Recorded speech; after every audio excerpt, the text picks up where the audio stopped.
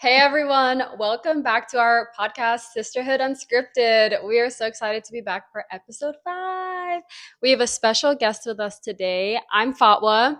Rio. And Fatma. And our guest today is? I'm Gina.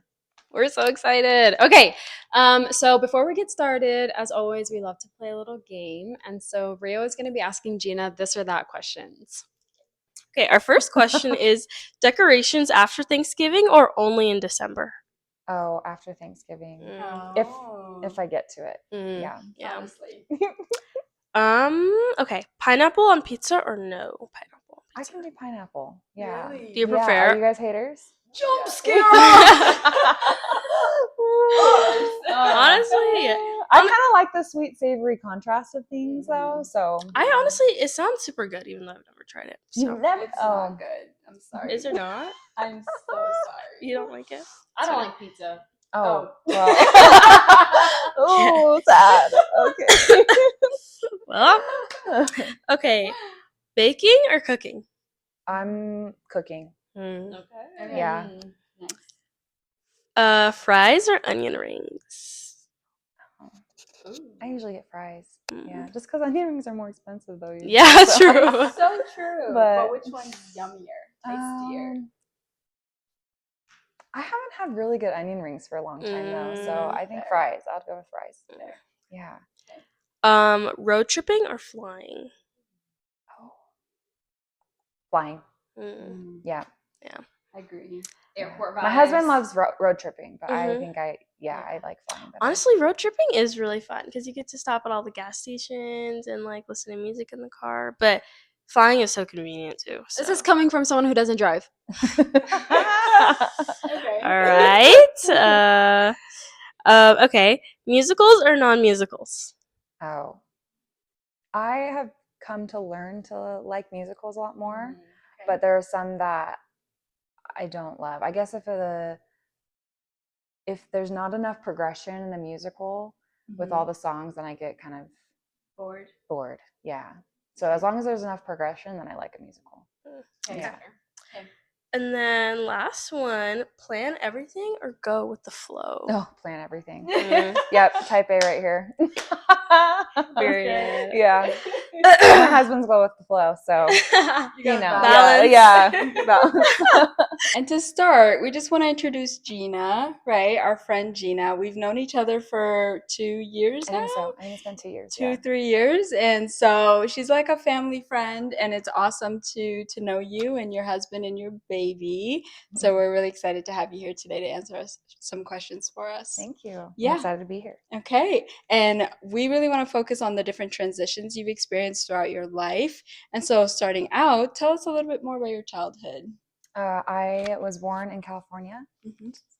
I feel more comfortable looking at you guys. That's totally fine. Okay. Totally fine. I was born in San Diego, California. I grew up there until I was about 14 years old. My dad he also grew up there, and so I had a lot of my aunts and uncles and cousins and my grandparents all lived down there. Wow. While I was growing up, and so my parents met on my dad's mission, and he had gone back after his mission to teach English, and that's where my mom and him met up again, and they got married. And so they moved back when I was born to San Diego, and then my mom actually left our family when I was 6, and so I grew up kind of being watched by my aunts and my grandma, and so I would play with my cousins a lot, and we grew up on a farm, and we had goats, chickens, cows, pigs, lots of different animals. That's and so cool. Yeah, it was really fun, and Wow. we had 5 acres to run around on. There was a swamp next to our road, and a stream that went through the property and stuff. So we just grew up kind of playing a lot with the animals and just using our imaginations. We did a lot of things outside, so it was really fun. My cousins, one of my aunts, they had 7 kids, and one of the daughters was about a year and a half older than me, and her name is Danielle, and we grew up really, really close to each other. Yeah. And then she had several brothers, and I had one younger biological brother, and he grew Yes. up playing a lot with the cousins. And so, Mhm. yeah, it was just, I mean, there was a lot of, when my mom left when I was 6, there was obviously like a lot of hardship there, but I do have a Mhm. lot of fond memories growing up on the farm and Yeah. with my cousins and playing and Oh. doing lots of fun things. So, Yeah. Before we get to your mother leaving you at 6, what was that like? What impact did farm life have on you? So my family, on my dad's side of the family, I feel like being a hard worker is very much a part of that family's culture. Yeah. Sometimes to a fault. Mm. Like my cousins and I, the ones that I'm close to, kind of joke like, "Oh, we don't really know how to play sometimes and have a Mhm. good time." And I think like like some of my cousins were learning how to uh, just have a good time. You know, it's Yeah. like it's not always about hard work, right? And so, but I definitely think that's a value that I've learned a lot Mm. from growing up on the farm. Yeah. And So were you and your brother required to like be out and have responsibilities to do with the yeah, farm, like feeding animals or whatever else? yes. Okay. So, I mean, sometimes I feel like when you're a kid, it feels like you're doing a lot more than you really are. True. True. But we would buck stalls and we'd help with the garden. So we pull weeds, we plant things in the garden. Wow. Um, So many we skills. Yeah, lots of fun Wow. skills. We did like snapping peas, but like we Mm. didn't watch a lot of television during that time. But if we were like snapping peas or something like that, we could watch a Mhm. movie, and so that was always fun to do. I love that. Yeah, and yeah, we actually some people would hire us, the kids, to halter break the cows and to Mm. like just to walk the cows around so that they get accustomed to people. Mhm. So that'd be fun. We'd make like $100 every 4 months. Just Wow. walking cows around and things like that. So yeah, it was fun. It sounds honestly so different than like your, average childhood, which is so cool. I'm glad you guys had that experience. Yeah, me too. I'm really grateful for that because, Mm. yeah, not a lot of people get to grow up with that. And also, we were Mhm. close to the city too, so we kind of had like both parts. Yeah. Nice. Okay, and so when you were 6, was your brother already born? Yes, Okay. yes. My brother and I are only 2 years apart. Okay, Yes. nice. And so things must have been happening to your parents in their marriage. Would you mind sharing a little bit more about, your mom leaving and how did that affect your whole family and you specifically?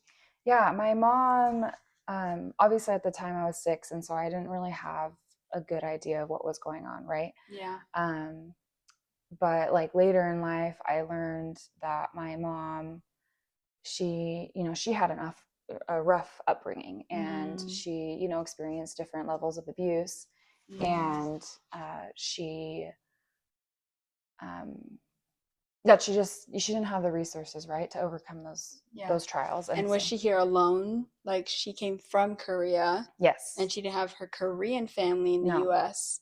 Okay. yeah. So my mom grew up in a very small town in Korea, Mhm. rice fields. She grew up in rice fields and working in like hot humidity and things like that. She has a family of 11 kids, Whoa. and yeah, it's a lot. Yeah. And so when she moved here alone. She was the only one when with my dad. Mhm. And so, and she just had a lot of hardship. She experienced loneliness, and I'm sure she experienced postpartum depression too after having some children. Yes. And there's the language barrier. There was just a lot.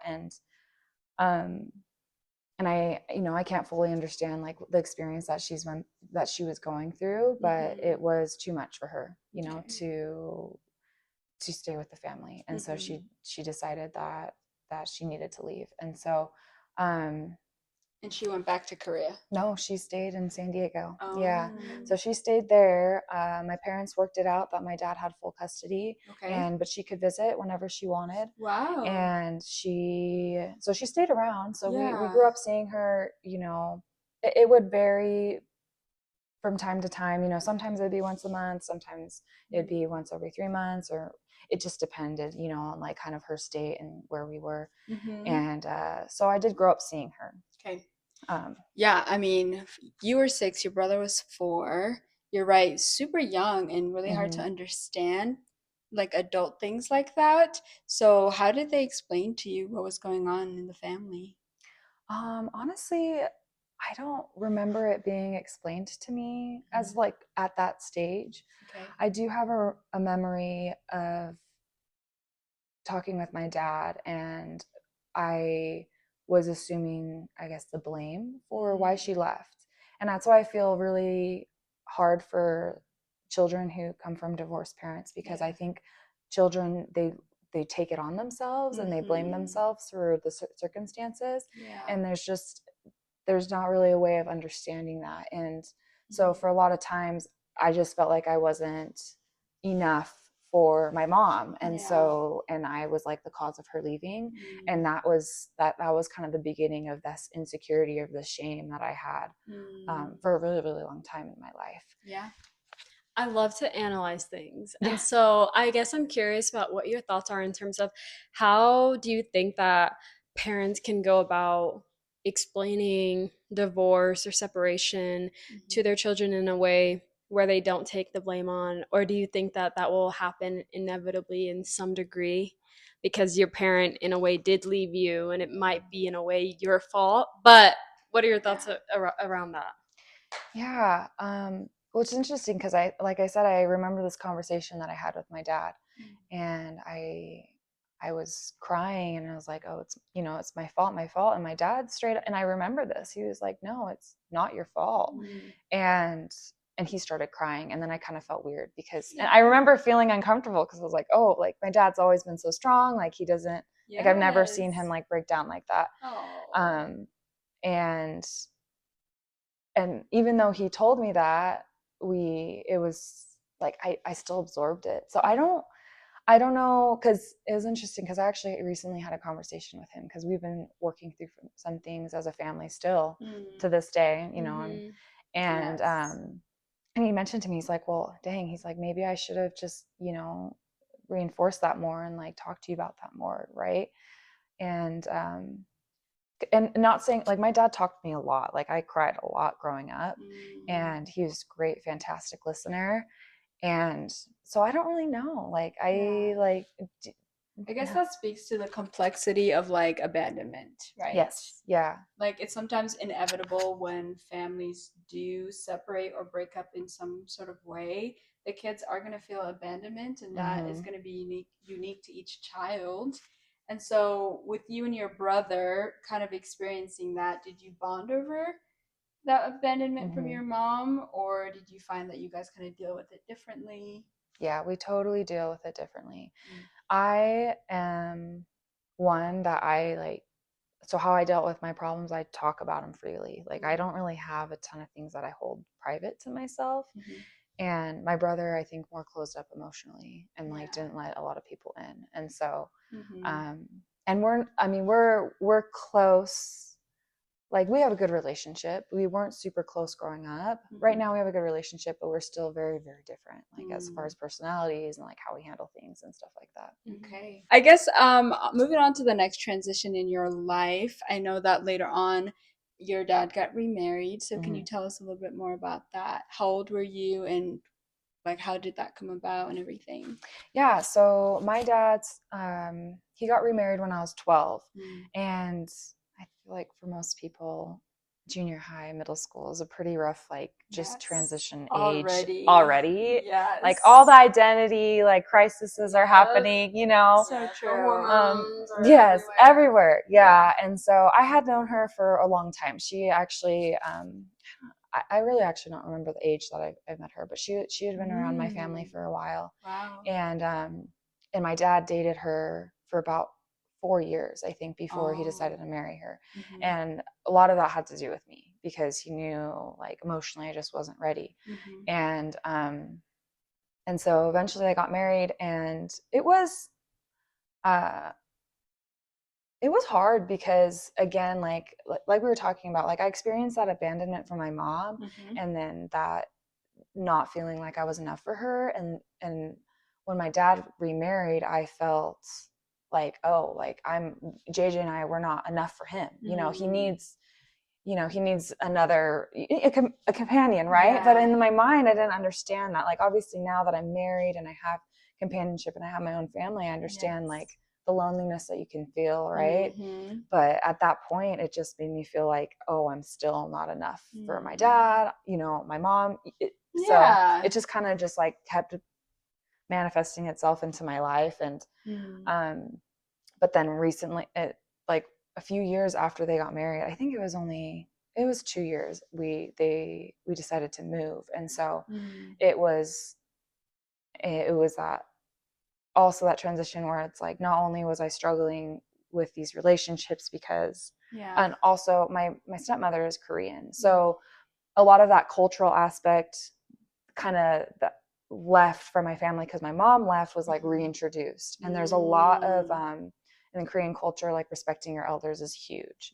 And I had almost zero respect for my stepmom, at the time, which was very hard for us, because like for her, it's like very hard to understand like a child just being so disrespectful to someone who's older.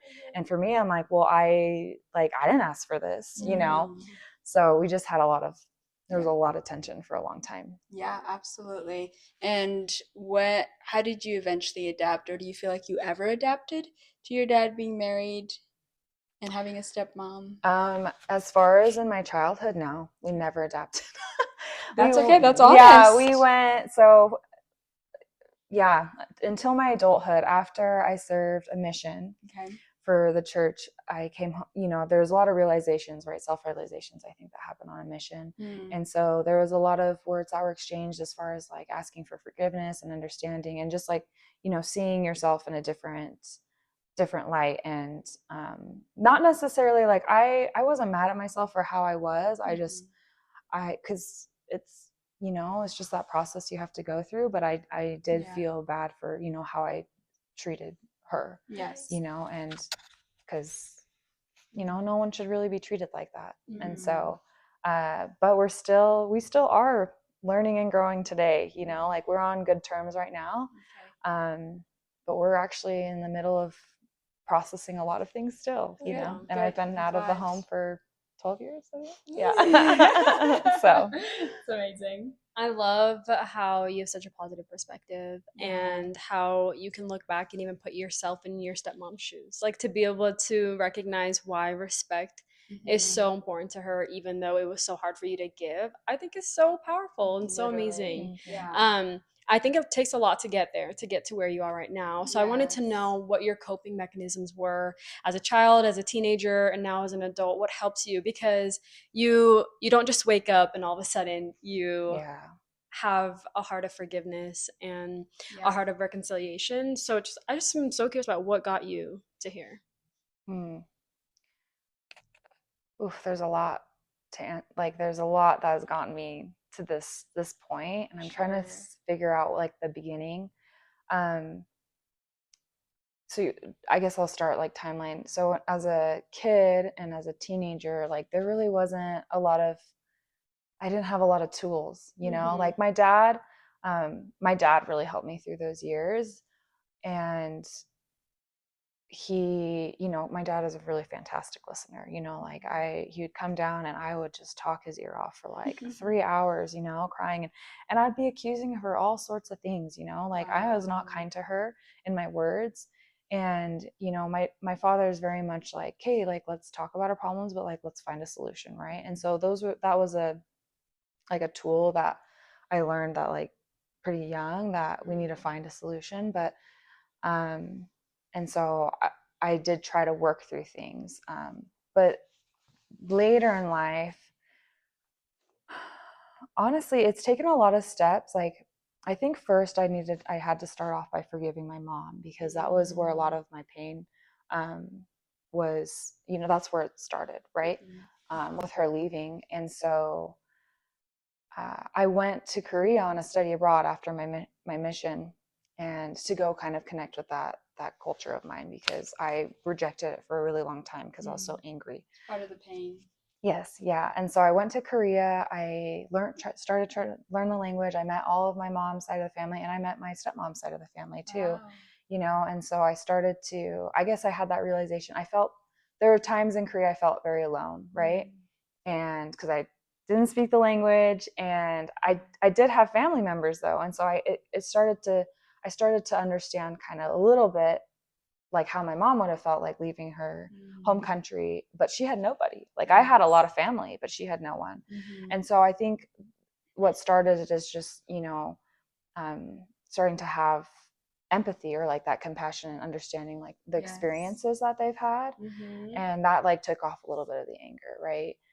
But that was just the beginning. And so just like little experiences like that helped me. But then I felt like I would revert back to seeing, like I would start to see my mom as a person, but then I'd revert back and just start to see her as somebody that just like really, hurt me and ruined my life, right? Yeah. I feel like it's complicated because you have to balance so many things. You have to balance like that compassion for your inner child that is hurt, right?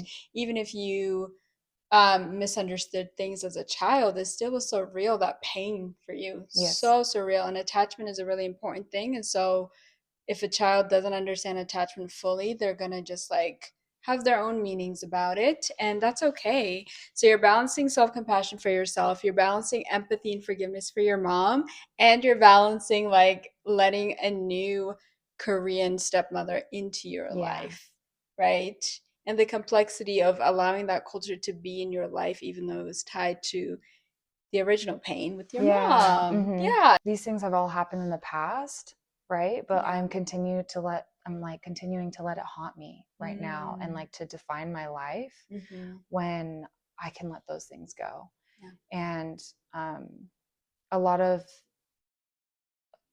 that actually I have those realizations is because I've had to work on my marriage, and that is a relationship that I wanted, and I needed to fix. And I think, and my husband he's been amazing in that. I got married, so I got married in 2020, and I'm 4 years older than Eli, and I had been living outside of the home. I had like gone on a mission. I was doing university. Like I feel like I had a pretty good grip on things, as far as my life was going, and I was really happy. And when I got married, and Eli's a fantastic person, and you know him. We love Eli. And we just really struggled for our first few years of marriage. Like not that everything was always bad, but we were really, really struggling. And like I was like, and how we were struggling is that whenever he did something or didn't do something, like if he didn't do the dishes, or if he wanted to play basketball, or if he wanted to hang out with his mom, or if he didn't help out with the trash, or if he or if he was playing video games, like all of that to me meant he didn't care about me, and it was so constant, like all the time. I always felt like I was never number one, I was like, and I think, and that was so important to me, because like my whole life I felt like I wasn't number one for my mom. And then when my dad got married, I didn't feel like I was his number one. You know what I mean? Like, so it was this like, we're married, like I have to be your number one, like I am, and so we'd fight all the time about it. And then we also had our differences in communication skills, but that that's totally something else. But we were just like fighting constantly, and we had this talk back and forth, like, okay, well now like you fix this and I'll fix this and everything will be okay. But then a few weeks or a few months later it would just come back again. It's like, well, how are we going to fix this? So it just was very cyclic. And I talk about we have like this story where that like completely changed things for us. And we were actually on a cruise during Christmas time, and for some reason when we go on trips, like things are escalated between us. I don't know what it is, but I was like, I really want this to go smoothly, right? This is Christmas time, like Christmas was supposed to be happy, all these things. And so we went on this excursion, and we were with his mother and his sister. And so it was just us four at the time. And we were at this jewelry shop, and part of the excursion was like winning a raffle, right? And so whoever won this game got to, get the pearls that were inside this oyster. And there's only four of us, like there was no one else on this excursion. And so Eli, So I was thinking in my mind, I'm like doing the math. I'm like, okay, well, 50% chance I'll get it, because if Eli gets it, he'll give it to me. And if I get it, you know? Yeah. And I love pearls. Like, I love pearls. Oh. And so Eli wins it, and I'm like, oh, sweet. Like, I get some pearls, right? Yeah. And then they open up the oyster. There's actually 2 in there. And so I was like, oh, that's kind of nice. Like, either I get 2, or like maybe he'll give one to his mom. Maybe he'll give one to me. Dude, I love this. Yeah. And they're pretty. They're like these really like dark, like these green pearls. Like, they're beautiful. And so, and immediately Eli turns around. He's like, Mama, like, would you like these pearls? And I was like, I was so hurt. And and I was at that point, I like couldn't keep the emotion inside. And if you know me, I can't keep a lot of emotion inside. Like, everything shows on my face. Yeah. And so I was just so hurt, and it was so immediate, the tears. And so I had to walk away, and like my mother-in-law can definitely tell. She's like, oh no, like, you should give these to your wife, you know? Eli's like, no, like, I want to give them to you, you know? Oh my God. And so then, like, La La Land. yeah, yeah, exactly, yes. And so she was aware of it, so she feels kind of uncomfortable in between. And then I'm like just staring at some other jewelry, like on the wall, like trying not to cry, like keeping it in, you know? And he comes over, he's like, are you okay? And you know, the whole "are you okay" just opens up like the whole, you know, Do I look okay? Yeah, exactly. Oh my Yeah. gosh. So I start bawling, and anyway, so we got into this whole thing, and basically the root of it was like, I just feel like you don't care about me, right? Again, like, I'm not important to you, you don't care about me. And he's just like, Gina, I don't know how, like, to prove to you that you are like the most important person to me, you know, because you are. And like, I try to do, and he, you know, he's giving me all these examples and like showing me why and how like I'm so important to him, but I just didn't believe it, you know? So we get back on the cruise ship, and I'm just fuming, and he goes and plays basketball, of course. Like, we are in the middle of a fight, and this man is going to go play basketball. And so, but he needed to cool off too, because anyway, we hashed at it. But later that night, we're in the bed, you know, in our cabin, and we're just talking and stuff. And again, the same conversation again, right? And we're kind of, I don't know, 2 hours later, we're like, okay, what are you going to change? What am I going to change? Right. Yes. And then he goes quiet. And it's hard because I'm like accusing my husband of all these things. Right. I'm like blaming him and saying, you know, you don't love me. And he's like, I love you. Like, I don't know how else I can prove that to you. You know what I mean? And so he would be really defensive in a lot of our fights, which makes sense. Right. Yeah. But there was a moment where he like, and he said, he's like, I just really wanted to listen to that spirit and be like, I need help from God. Like, cause this is miserable, you know, marriage is supposed to be, you know, something like companionship, working together and blissful and all these things. But where is that, you know? Yeah. And he sat there and he looked at me. He's like, Gina, like, I love you more than anything. And you are my number one, and you are so important to me. And he's like, I think that you feel this way because you don't think that you are important. You know? Oh my God. Yeah. It's your trigger. Yes. Yeah. And so, and because I finally felt seen by him, and even though it was a really hard thing to hear, I just like, it was absorbed, and it just made complete sense. I'm like, oh my gosh, you know, Yeah. this whole time, it's not him. It's what I believe about myself. Oh. And so, and that was kind of when it got the ball rolling for like my other relationships that had been strained in my life with my mom and with my stepmom. And so I finally saw it, like, with my, you know, with all those that, like, with those relationships that, like, I am choosing to believe this today, you know, and this is, you know, yes, it started because of an event that happened a long, long time ago. Yeah. But like, this is what I'm choosing to continue to hold on to, or I can let it go. And so since then, obviously, like, it's not easy to just like let it go with every relationship, right? But with Eli, like, we were able to work through that, and like now our marriage is fantastic, and like obviously we still have quarrels and stuff, but like those things don't affect us anymore. And so with my mom, like, sorry, I'm doing a lot Like, good. is it okay? No, Okay. you go. I'm just going. But with my mom, like I said, like I had steps where I was like slowly forgiving her, but then I'd like revert to being angry with her again. Because And healing is not linear. yes, Okay. thank you. You're welcome. Sometimes you feel like it's supposed to be, That'd but be nice. yeah, Be great. it would be nice because sometimes you think, oh, I've like figured it completely out, and then you just like revert to your childlike self, and so that's really frustrating. It is. Yeah. And so I feel like I had forgiven her, but then I'd revert back and just like have a tantrum basically. And so, but after I had my baby was born, she came and she helped us, and she was so helpful and like really loving and caring. And then, but I was still kind of rude to her, because I get triggered. Yes. And You're human. yeah, and we had a conversation. And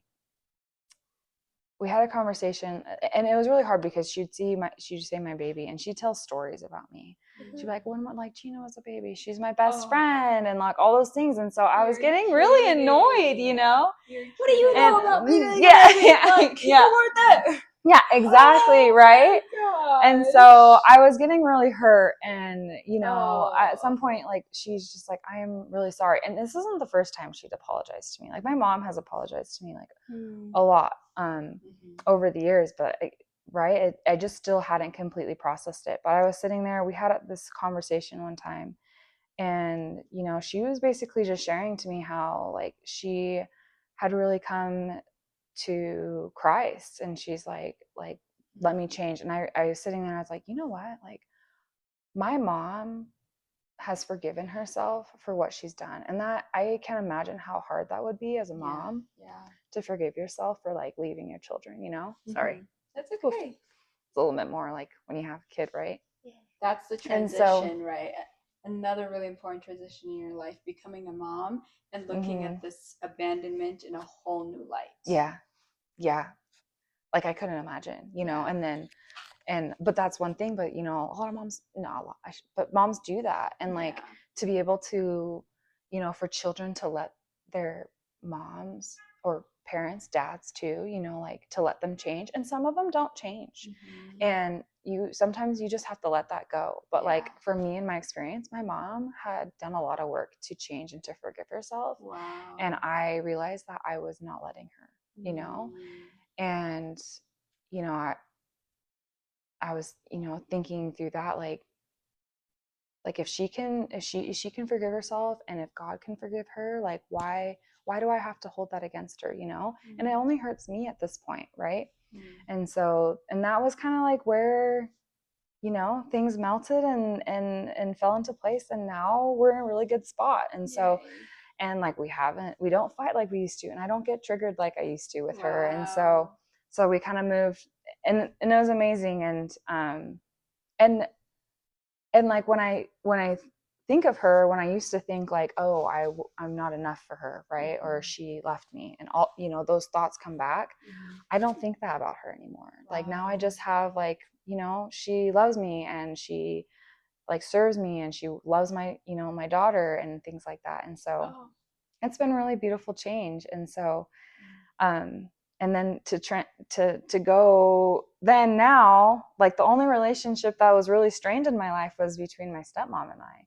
And or me and my stepmom. And that one I just could not figure out for the longest time, because she like I feel like I had all these tools now. I'm like, okay, I know that when I'm defensive, it's because there's it's my insecurity of not feeling important. And I know that like I can choose, to not be upset with her, and to see her as a person, right? And not just somebody that like just an object, And so I'm like, okay, I have all these tools, and I'm like trying to problem solve. And I just couldn't figure it out. I was like so frustrated.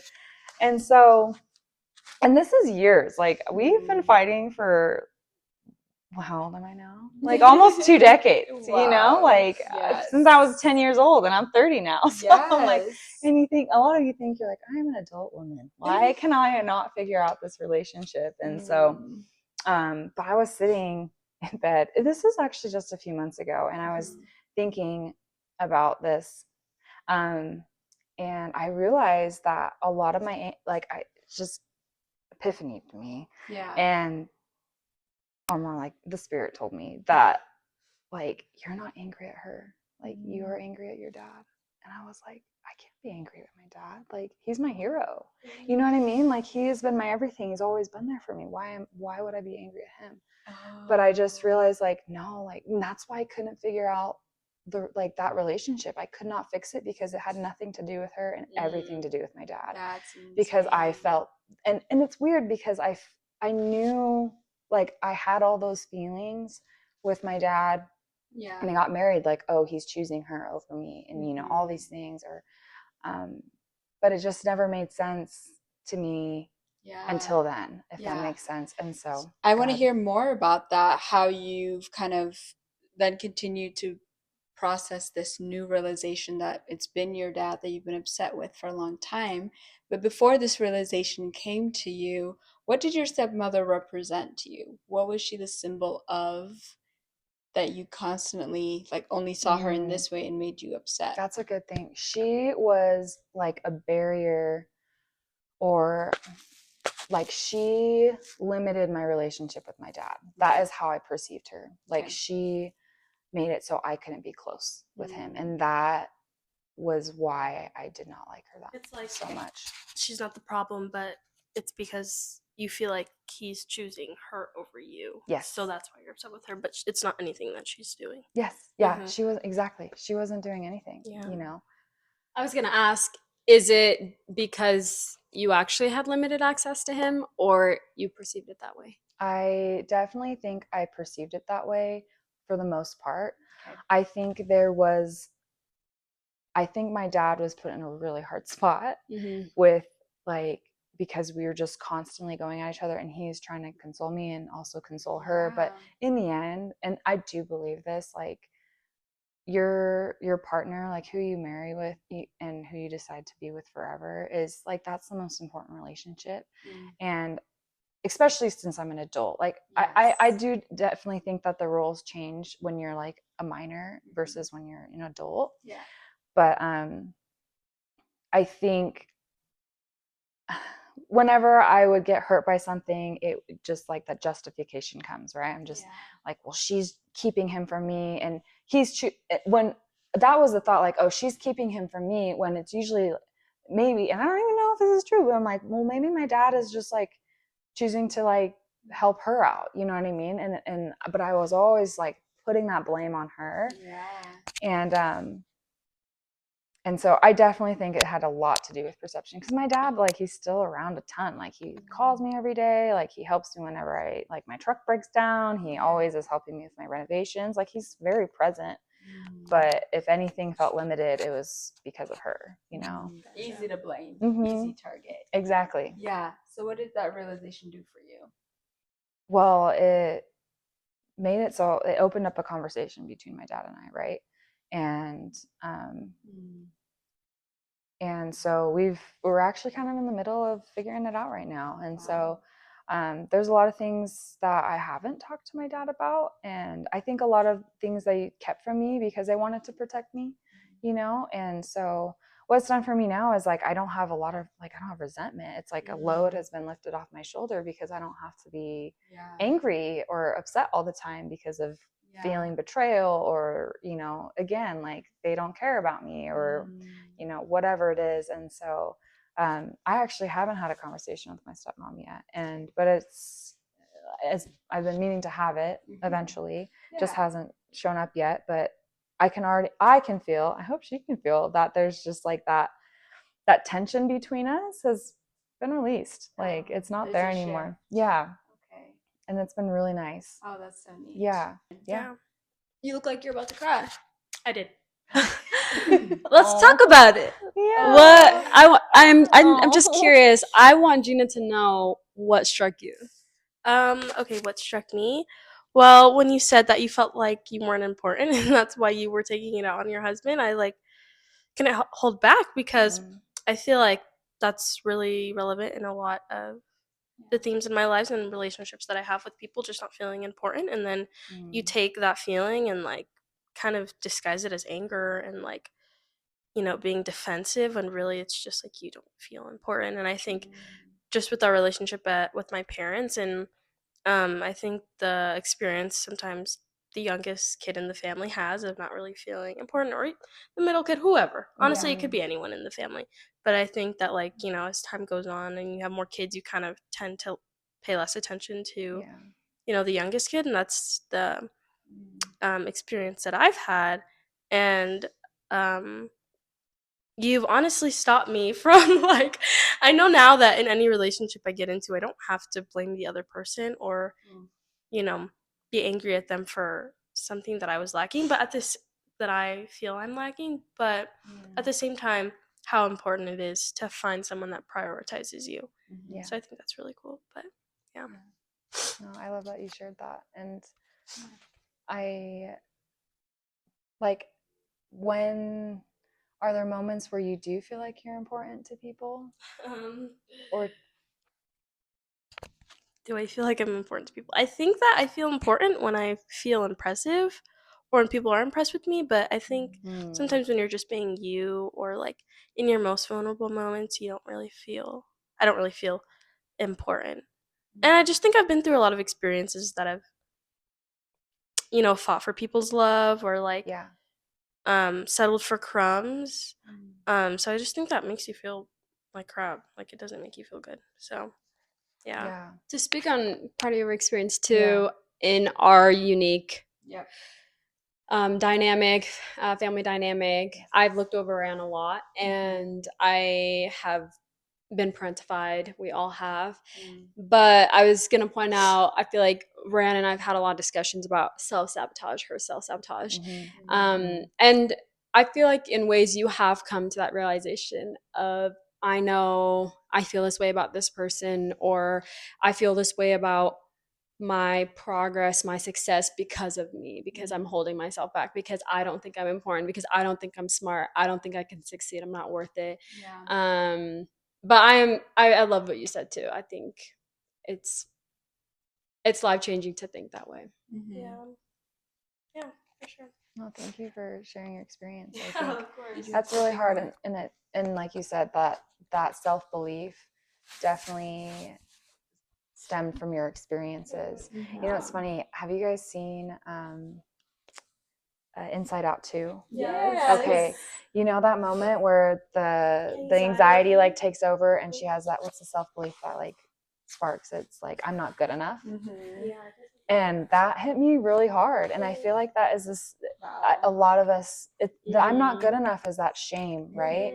And I think a lot of things stem from that similar thing. And so like not feeling important is that same thing. And obviously like we are. And so it's training ourselves to think differently on those matters, right? And to not, because really it's not external, right? It's like your sisters, I'm sure, showed you so much love, and they can do the world for you.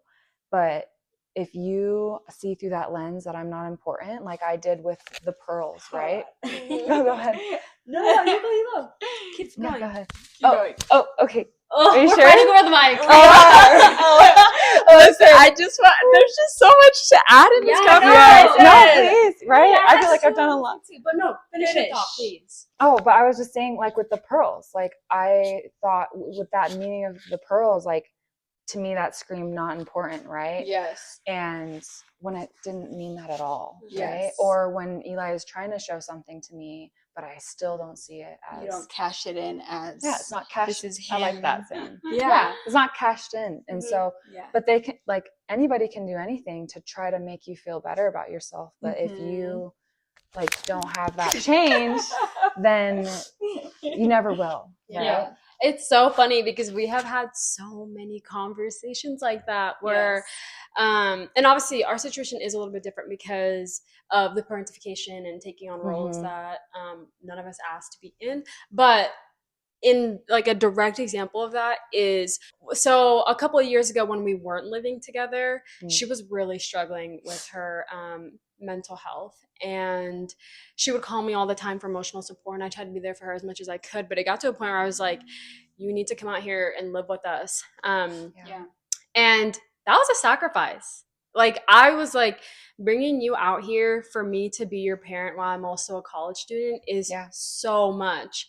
And then a couple years ago, after my mission, I decided to stay home a semester because when I came home for my mission, her mental health was also at a really low point, and I thought, oh, maybe I can fix it, I can help her. And so I was like, I'm gonna stay, I'm gonna sacrifice going out to school and living out my 20s so that I can help my little sister because of how much I love her. And then for her to turn around and be like, you don't love me, you don't care about me. And for me to hear that and be like, wow, like, it makes me so sad. But we've had conversations where I understand why she feels that way. And it wasn't because of what she was doing. It's just like your stepmom. It's not her, but it's like other external factors, like your dad, or like so how I felt towards my parents, or more. And she was abandoned too. So like I was just taking that on her, or maybe still take that out on people in my life, which is not necessarily healthy. But I think it's I don't know. I still think you can struggle with something and be like, yeah, I don't feel important and I need to fix that too. But I also need to be in spaces and with people that make me feel important. Because it makes me think of this quote. You can love someone, but that doesn't mean you feel their love. And okay, this is me editing. I remember the quote. It's, you can love someone, but that doesn't mean they feel loved by you. And you might not feel someone's love, but that doesn't mean they don't love you. That also kind of rings true sometimes. I don't know. I think it's all about interpreting, right? Because as Photo said, like we do a lot for Rio, and then even when she came out here, she would say, "Nobody loves me. Nobody's there for me. I feel so alone." And we're just like, but at the same time, it is true. It is valid because that is your experience. It's a more internal thing, even if the external doesn't really fit that internal belief, right? But I think sometimes the external can fit what you're feeling inside, because you said like you felt like your stepmom was taking your dad away from you, and in some cases maybe that was true, because he had to put attention on her, because that's what fosters a relationship. And I think I also felt that way, and it was valid more than just what I was feeling, because you guys were still also living your lives. Like, the attention and love I needed was that of a true parent, not two sisters. So 100%. I felt that way, but it was also true. But they were also trying their best, at the same time. It sucks because in your case, you had a mom and dad. You had a mom and dad, right? And so other kids might look at you, or other people might be like, well, you had what you needed. Like, you had what every child needs.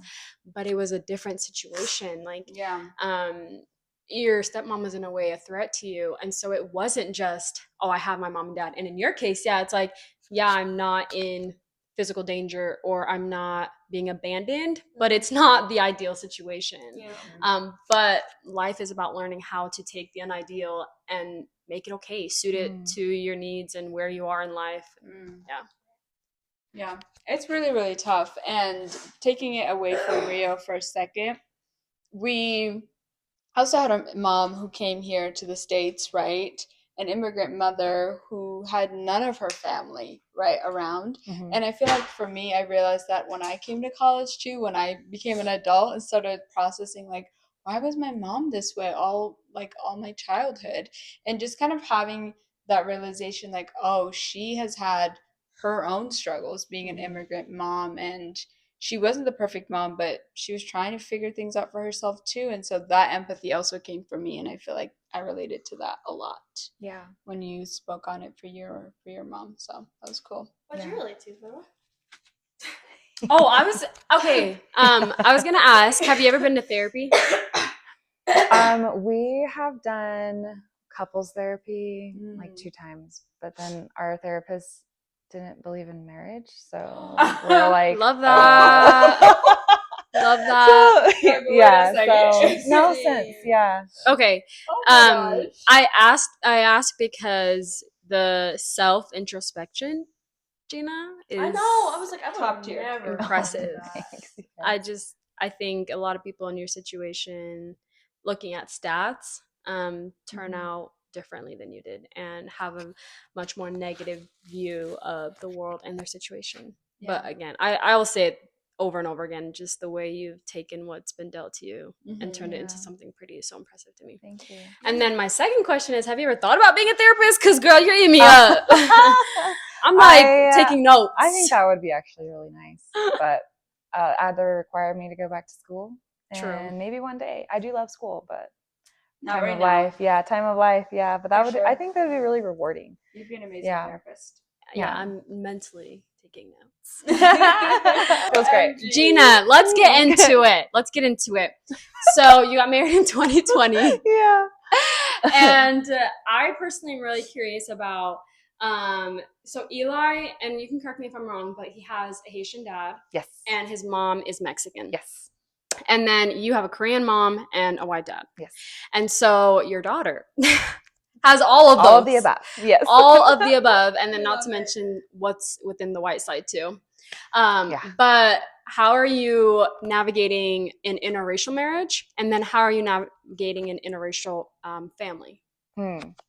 So it's funny. Eli, he's half Haitian, half Mexican. He mostly grew up Mexican, but he's also American because he was born here and and grew up in this culture, right? Yes. And so I'm trying to think of what our biggest differences have been. And I grew up very honestly, I grew up very American, I think. Definitely had parts of Korean culture. But he grew up speaking Spanish, so there's that. So he just speaks Spanish fluently, and I did not grow up speaking Korean, so that's not something fluent. I've studied it, but I wouldn't claim I'm fluent. Culture-wise, okay, so here's something that's really been interesting culturally. Eli, so his mom comes from a pretty big family too, actually. There's 10 kids in their family. Oh, wow.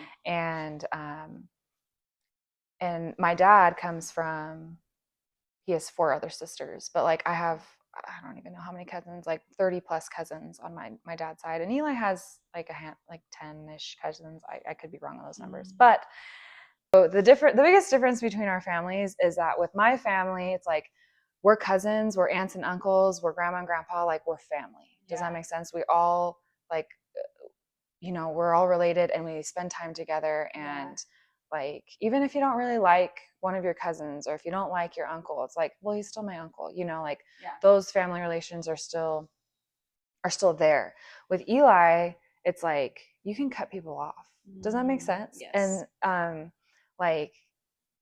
there's still family, but it's there's not, it's we don't have to keep you in my life if I don't want to keep you in my life, kind of thing. And that's been kind of really hard for me because I'm well, but they're family, you know what I mean? And so, and it's not always as extreme as it sounds, but I choose to try to still build relationships with people in my family, even though I'm not necessarily like them. Whereas Eli is no, they're not worth the energy. It's not worth the time for that kind of person. So that's kind of been a really big difference in our families. His immediate family, my mother-in-law and my sister-in-law, very big on spending time and doing lots of activities together, which I really love. My parents, like I said, that hardworking trait, they work really, really hard, no time for play. And so spending quality time is lacking, so that's also been hard with just our family cultures, which I don't think necessarily has, well, I guess you could say the hard work is kind of very much an Asian, Asian families can be very hey, work, and that's where your honor is, right? That's where your value comes from. And if you play a little bit, it's oh, you're kind of selfish, you know what I mean? And but with Eli's family culture, it's very much hey, it's just our people, and if we don't want a relationship with you, then we won't. And so navigating that with Ocean, so okay, sorry, this is another thing that I just thought of. For me, titles of aunt, uncle, or tia y tío, and grandma and grandpa, titles are important for me. And in Korean culture, you address people by their title, you know, and the only person that you really can call by name is like someone that's younger than you, like a younger. And so that's also Korean. And then my dad's side, I think my dad really liked that, like likes that part of the Korean culture. But yeah, yeah. But like also, but just like my family, like extended family's culture, it's like, yeah, you address, it's like grandma young, grandpa young, like aunt, you know, aunt whatever, you know. Right. And with him, he's like, he's almost to the point. He's like, no, like you don't have to call them aunts, uncles. It's like you just call everyone first name basis. I'm like, what? No, like it's very important to have like certain roles. And so we're still kind of navigating through that because he's like, well, why? I'm like, I don't know why. But that's just, you know, it's important to me. But like, so that's something that I need to kind of be like, why is that important? Like, why is having those roles? Right. Because like for one culture, respect is like the ultimate. For another culture, it's like more intimate, like personally calling your aunt by her name makes you feel closer to her, right? And like you're not disrespecting her. But those two kind of like are on the opposite ends. Yeah, so. Right, exactly. Like one's a title, it's like respect, but then he's really close to some of his aunts, but some of his uncles he's not close at all, but still calls them first name. So it's kind of like, yeah, like what does a title mean? You know, can it mean something negative or can it mean something positive, or is it just whatever meaning we assign to it? And how you teach your daughter that. Yeah, right, exactly. Okay, so that's something cultural that we're implementing, or I don't know, we haven't even implemented anything, so that's okay. She is really young. She's yes, one, that's right? True. Yeah, she's Are one. you guys wanting to teach her any language? Yes, so I try to speak to her in Spanish as much as I can. I have a lot of vocabulary that I need to learn though. Like she points at stuff and I'm like, what is that in Spanish, you know? Try to look it up. Eli speaks French because of his mission. He served in Tahiti. Yeah. And so that's all in him though, because I don't speak French. So we try to speak in Spanish, and then Korean, I would love for her to learn that. But maybe that she could live abroad or something someday. Yeah. Like, who knows? Do you and Eli have plans to kind of take your kids to Korea or to Mexico consistently throughout their childhoods? Love to. Kids. We would love to. We went to Korea last September, and we would like to go to Mexico this year. Yeah. I guess it kind of just comes between like, okay, do we go to a place that we love and have family, or do we try something new? Yeah. You know, because like all the above, right? Yes. As long as a PTO and money permit. Yes. There you go. Yeah. Absolutely. Controls our lives. Oh, absolutely. That's so true. Just to wrap up, do you have any last things that you want to share? Any advice? Things that you've learned, or maybe what themes do you see playing in your life right now? Just like any last words that you want to give. Yeah, well, I just had some thoughts when Rio was talking that actually kind of called to my attention, because like, well, okay, it was when you were talking about like the relationships and how like sometimes people can like be showing you love and like, but you don't perceive it, and then you said, and some people aren't giving you the love that you need, right? And you're kind of in the middle of that, which, right, like, because you're 17, right? And so I was thinking about that because, like, right, from my experience, like, that was very much, you know, the event was in the past, but like also my mom was not very present all growing up, right? And so I guess I never had thought about like it was kind of continuous, right? Like the abandonment was continuous to that point because I was a child, and so it just made me, and I had not considered that, like that real, like that, because we were talking about creating self-belief, right? Like what you're choosing to believe. And but however, like sometimes that belief, like that I'm not important, right? Like obviously that's not true, but when you think I'm not important to my mom, or I'm not important to my dad, maybe that is kind of true to an extent, right? And that makes it very fortifying, you know, like it strengthens the belief in yourself. And so I didn't think about that because like you're kind of in the thick of it still, right? Like obviously I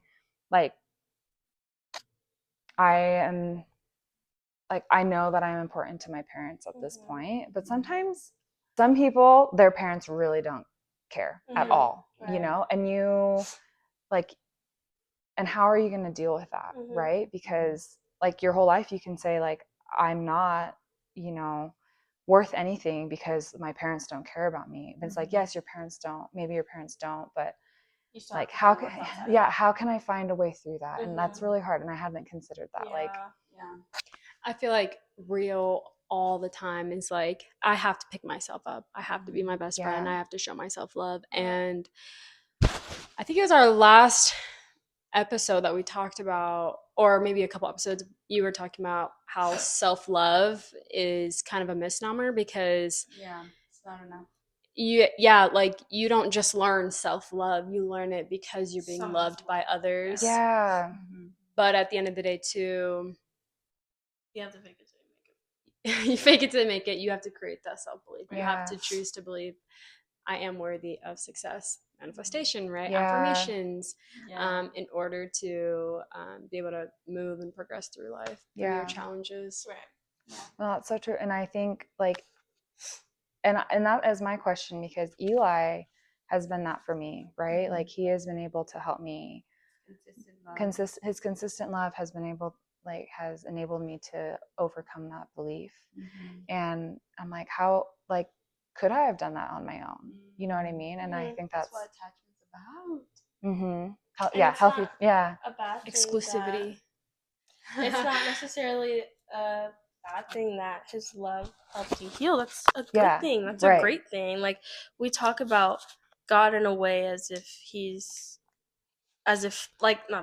but we want his love to be our saving grace and to help us and to, you know, save us from ourselves. And then when it comes to humans, it's like, or on earth, we kind of have to do it for ourselves, which I just don't think is really realistic or sustainable. I think there's a lot of work that we can put into, you know, how we feel about ourselves, but I think that connection is there as well.